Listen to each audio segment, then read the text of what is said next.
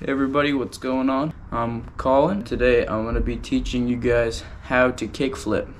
So, the first thing you're going to want to know before you learn the kickflip is to have your ollies really down. Simple, pop your tail, flick your nose, level it out or tweak it and land, just like that. But yeah, just have your ollies pretty polished before you do these and get comfortable on your board. You don't want to be doing the kickflips like the first week you learn skateboarding because you're not going to be comfortable enough with your board.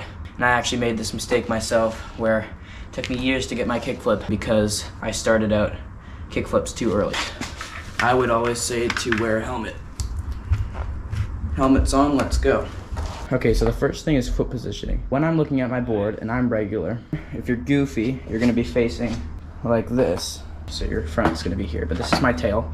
I like to have my front foot on top of my two front bolts. I even have these lines drawn out. There's different ones, like this is a quicker one just for flat. This is for more like I'm doing a stair set or something. If you're new to kickflips, I would recommend more like something like this, right under the first two bolts around that second dash so that you can get the flick a lot quicker. Another thing, what I was saying earlier, if you're doing a gap, then a curb even, or stair sets, you're gonna want your foot more up this way. First thing you wanna do is you wanna kick. And then kick flop. But yeah, if you're doing gaps, put your foot more on top of the board. Some even call this an ollie stance, but that's kind of whack. Now, for the back foot, there's a lot of different ways different people do it. I've seen different people put their foot even here, and that's kind of whack to me. But I guess it helps them with the flick, because they're also technically flicking with their back foot. They're putting more emphasis on this side.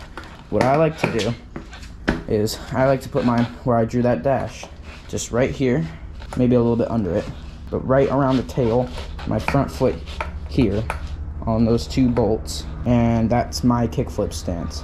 And I even drew a line where I'm flicking so that I see there's a line, I flick, boom. With muscle memory, you don't really have to think about it that much, but I would say for your first kickflips, you gotta be thinking a lot about where you're putting your feet and where you're flicking. So that's my area. Another thing, before you even start doing your kickflips, try just putting it in your foot stance and popping like that. And then once you're comfortable with that, try doing them like this and flicking. And you don't want to flick like that where you pop and you don't hear anything, because then you're going to start having a habit where you flick down. Just put your foot there and you want to hear that flick. That's all your grip tape going on your shoe. Another thing, once you're finished with both of those and you're starting to pop, don't land it with both feet before you land it with one foot. I see a lot of people learning kickflips and they're just trying to stick it every time, which is good, but you should get comfortable with landing that back foot on the board, and you're looking for a good, when you're doing it, you want to get like this high and you're looking for a good smack and just slamming it to the ground. You want to hear like boom on your board and then both feet on and you smack it down. So let me do some demonstrations really quick.